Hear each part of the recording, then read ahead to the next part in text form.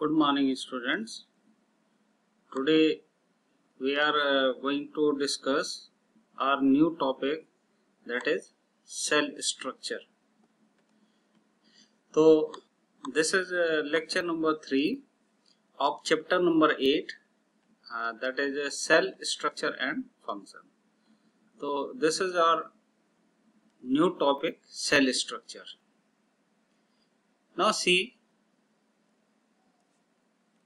first of all we should know about tissues. What is the meaning of tissue, right? So the body of plant and animal with the help of various systems. The body of plant and animal works with the help of various systems. In our body there are several systems, है ना? कई systems होते हैं, plant की body हो या animal की body हो, ठीक है ना?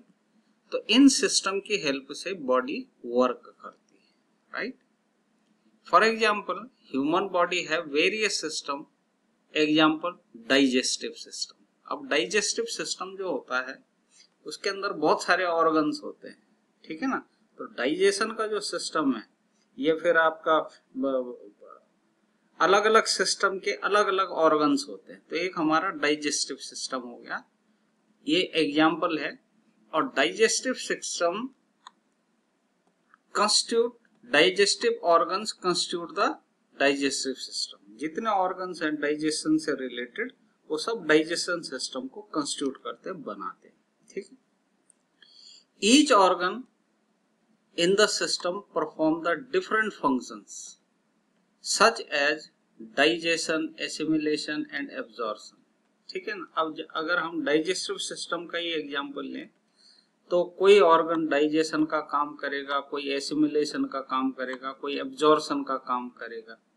तो किसी भी सिस्टम के जो डिफरेंट ऑर्गन्स होते हैं वो उनका काम अलग अलग होता है, उनका फंक्शन अलग अलग होता है, ठीक है ना? तो each organ in the system performs different functions such as digestion, assimilation and absorption, right? Each organ is further made of smaller part that is called tissues. यानी ऑर्गन किससे मिलके बना है? टिश्यूज से, ठीक है ना? पूरी बॉडी है, बॉडी बनी है वेरियस सिस्टम से, सिस्टम बना है ऑर्गन से, और ऑर्गन किससे मिलके बना है? Tissues, right? And a tissue is a group of similar cells performing the specific functions. अब जो टिश्यू होता है उसे हम कहते हैं group of cells, each having same function. जैसे लीवर है, मान लीजिए लीवर के अंदर कई सारे टिश्यूज हैं. अब वो जो टिश्यू हैं उनके अंदर जो सेल्स होंगे वो एक ही तरीके के होंगे, एक ही काम कर रही होंगे, ठीक है ना? कुल मिला के सेल्स से बनता है टिश्यू, टिश्यू से बनता है ऑर्गन, ऑर्गन से बनता है ऑर्गन सिस्टम, और सिस्टम से बनती है बॉडी, ठीक है ना? तो अगर हम इसको एक ग्राफ की हेल्प, एक पिक्चर की एनिमेशन की हेल्प से देखें तो सेल्स मिलके बनाती हैं टिश्यूज, टिश्यूज मिलके बनाती हैं ऑर्गन्स, ऑर्गन मिलके बनाते हैं ऑर्गन सिस्टम, और ऑर्गन सिस्टम मिलके बनाते हैं ऑर्गेनिज्म, और ऑर्गेनिज्म मिलके बनाते हैं पॉपुलेशन, ठीक है ना? तो बेसिक स्ट्रक्चर और the smallest part of the body is cell. Cell मिलके बनाता है टिश्यू को, टिश्यूज मिलके बनाते हैं ऑर्गन को, ऑर्गन मिलके बनाते हैं ऑर्गन सिस्टम को, ऑर्गन सिस्टम बनाते हैं ऑर्गेनिज्म को. यानी बॉडी बन गई, ठीक है ना? चाहे वो प्लांट बॉडी हो, चाहे ह्यूमन बॉडी हो, चाहे एनिमल बॉडी हो, और ये मिलके क्या बनाते हैं? पॉपुलेशन को कंस्टिट्यूट करते हैं, ठीक है ना? अब हम चल रहे हैं सेल स्ट्रक्चर. आपकी बुक में दो डायग्राम बने हैं, एक है एनिमल सेल और एक है प्लांट सेल. एनिमल सेल में हमने लिया है ह्यूमन चीक्स सेल्स, ठीक है ना? ह्यूमन चीक सेल जो है वो कुछ इस तरीके की दिखाई देती है. अब देखिए ये एक सेल है, ये दूसरी सेल है, ये वाली तीसरी सेल है, ये वाली चौथी सेल है और ये वाली पांचवी सेल है. आप देख रहे हैं हर सेल दूसरी सेल से अलग है, ठीक है ना? और इनका जो सेपरेशन हो रहा है, एक दूसरे से जो अलग होते हैं, जो बाउंड्री होती है, उसे हम कहते हैं न्यूक्लियर मेम्ब्रेन। न्यूक्लियर मेम्ब्रेन जो होती है वो हर सेल को दूसरी सेल से अलग करती है, ठीक है। अब हम एक पर्टिकुलर सेल की बात करें तो इस सेल में आप देख रहे हैं एक सेंटर पार्ट है, ठीक है। इस सेंटर पार्ट को कहा जाता है न्यूक्लियस। ये है न्यूक्लियस, ठीक है, सेंटर। अब क्योंकि इस मेम्ब्रेन, सेल मेम्ब्रेन और न्यूक्लियस को अलग अलग करना, तो इसके बाहर भी एक मेम्ब्रेन होती है। इस मेम्ब्रेन को कहा जाता है न्यूक्लियर मेम्ब्रेन, यानी न्यूक्लियस जिसके अंदर होगा उस मेम्ब्रेन को कहा जाएगा न्यूक्लियर मेम्ब्रेन, ठीक।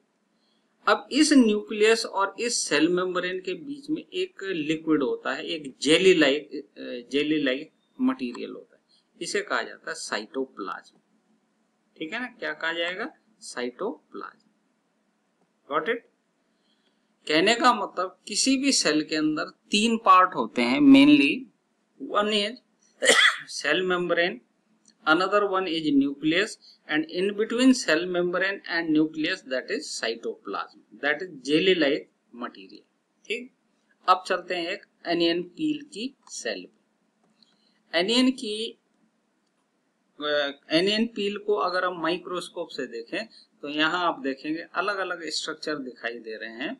हर कोई जो है वो एक बाउंड्री से अलग है, यानी ये जो सेल्स हैं ये एक दूसरे से अलग होते हैं with the help of cell membrane. इसे कहा जाएगा यहाँ पे सेल मेम्ब्रेन। ये जो आप देख रहे हैं ना boundary, that boundary is known as cell membrane. अब अगर हम सेंटर पे देखें या बीच में देखें तो कुछ यहाँ पे एक सेंटर दिखाई दे रहा है आपको, दिस इज कॉल्ड न्यूक्लियस। यानी जैसे एनिमल्स या ह्यूमन बीइंग के अंदर होती है उसी तरीके से इसमें न्यूक्लियस होता है। और न्यूक्लियस और इस मेम्ब्रेन के बीच में यहाँ क्या होता है? ये साइटोप्लाज्म, ये भी साइटोप्लाज्म, ठीक है ना। तो ये cytoplasm.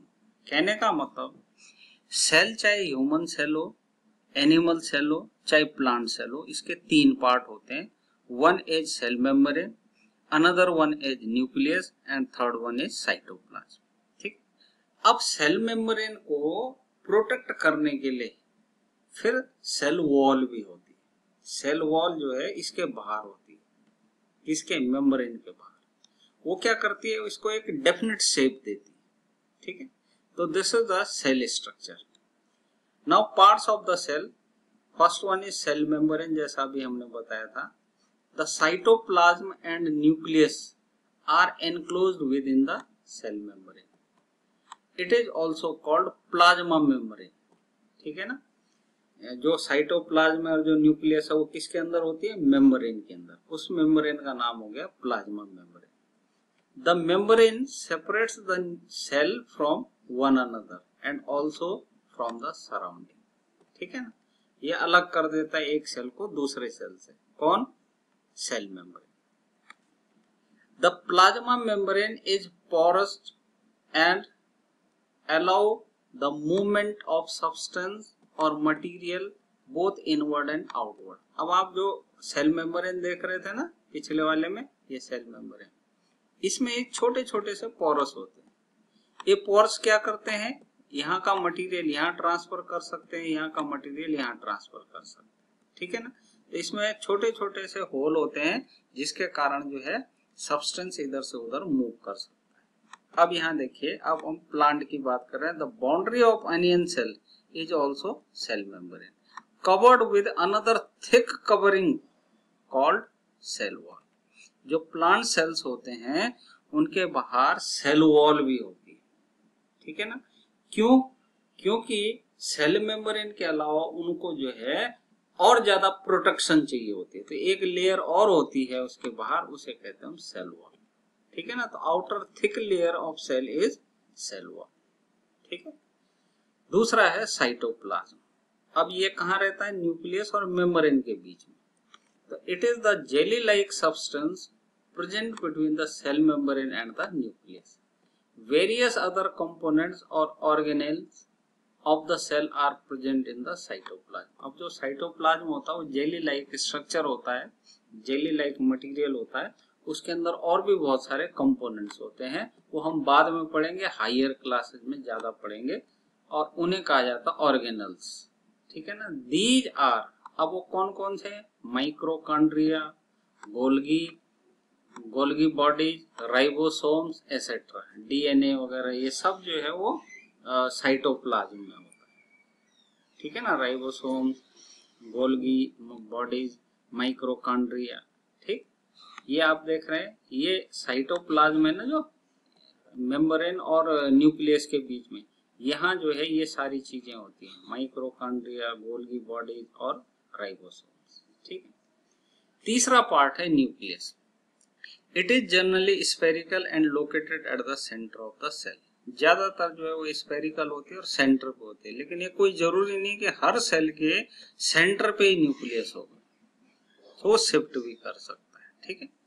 Nucleus is separated from the cytoplasm by membrane called nuclear membrane, ठीक है ना। साइटोप्लाज्म जो होता है वो न्यूक्लियर मेम्ब्रेन और प्लाज्मा मेम्ब्रेन के बीच में होता है, ठीक। अब जो this membrane is also porous and allow the movement of material between cytoplasm and inside the nucleus. जैसा हमने कहा था कि न्यूक्लियर मेम्ब्रेन जो होती है उसमें छोटे छोटे पोरस होते हैं, वो एक दूसरे से मटेरियल ट्रांसफर करते रहते हैं, यानी न्यूक्लियस से मटेरियल साइटोप्लाज्म में जा सकता है, साइटोप्लाज्म से न्यूक्लियस में आ सकता है, ठीक। Nucleus contains thread like structure called chromosomes, ठीक है। न्यूक्लियस के अंदर क्या होते हैं, क्रोमोसोम्स होते हैं, और क्रोमोसोम्स जो हैं वो जीन को कैरी करते हैं। जीन्स आप लोगों ने सुना होगा, क्लास 7th में भी आपने पढ़ा था।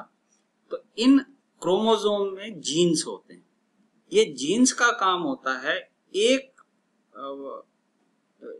बॉडी से उसके ऑफ स्ट्रिंग यानी पेरेंट से ऑफ स्ट्रिंग की तरफ जो है कैरेक्टर्स को ट्रांसफर करना। आपने देखा होगा बच्चे की जो हैबिट्स होती हैं वो अपने पेरेंट्स पे डिपेंड करती है, तो जैसे हैबिट्स जो है वो पेरेंट की होती है वैसी हैबिट बच्चे की हो जाती है। क्यों?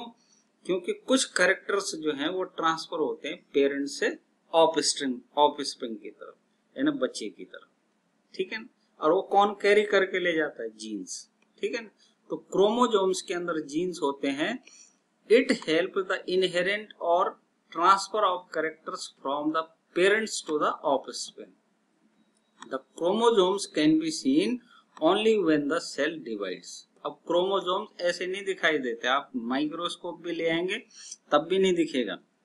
वो कब दिखाई देंगे, जब सेल डिवाइड होती है। सेल्स का डिवीजन होता ना, सेल जब डिवाइड करती है तो तब जाके आपको वो दिखाई देता है, ठीक है। अभी न्यूक्लियस कंटिन्यू कर रहे हैं। Nucleus act as a control centre of all the activities of the cell. Nucleus जो है वो सबसे पावरफुल होता है सेल के अंदर, ये सारी एक्टिविटीज को कंट्रोल करता है। The entire content of living cell is called protoplasm, ठीक है ना। जो उसके अंदर कंटेंट्स होते हैं सेल के अंदर उन्हें कहा जाता है protoplasm. It includes the cytoplasm and the nucleus. Protoplasm में साइटोप्लाज्म भी आता है, न्यूक्लियस भी आता है। Protoplasm is called the living substance of the cell. जितने भी लिविंग सब्सटेंसेज होंगे न्यूक्लियस के अंदर या साइटोप्लाज्म के अंदर उन्हें कहा जाएगा प्रोटोप्लाज्म, ठीक। The blank looking structure in the cytoplasm are called vacuoles. Vacuoles किसको कहा जाता है, जो कुछ गैप सा नजर आता है साइटोप्लाज्म में। साइटोप्लाज्म का मतलब न्यूक्लियस और मेम्ब्रेन के बीच का सब्सटेंस, तो जो गैप नजर आएगा, ब्लैंक स्पेस नजर आएगा, उसे कहेंगे वेकल्स, ठीक है। The small coloured bodies in the cytoplasm of the leaf cell are called plastids, ठीक है। प्लास्टिड्स का मतलब होता है कि कुछ जो है वो कलर सब्सटेंसेस दिखते हैं, कलर बॉडीज दिखती हैं साइटोप्लाज्म। क्यों दिखती हैं? क्योंकि ये ग्रीन पिगमेंट को कैरी करते हैं, इन्हें कहा जाता है क्लोरोफिल। आपने देखा होगा ग्रीन लीव्स होती हैं, वो क्यों होती हैं? क्लोरोफिल के कारण। अब क्लोरोफिल कहाँ होता है? साइटोप्लाज्म में, ठीक है ना, जिसे हम कहते हैं प्लास्टिड्स, ठीक है। The green coloured plastids are called chloroplast. They provide green colour to the, ठीक है ना। तो आज के लिए इतना ही। Thank you very much.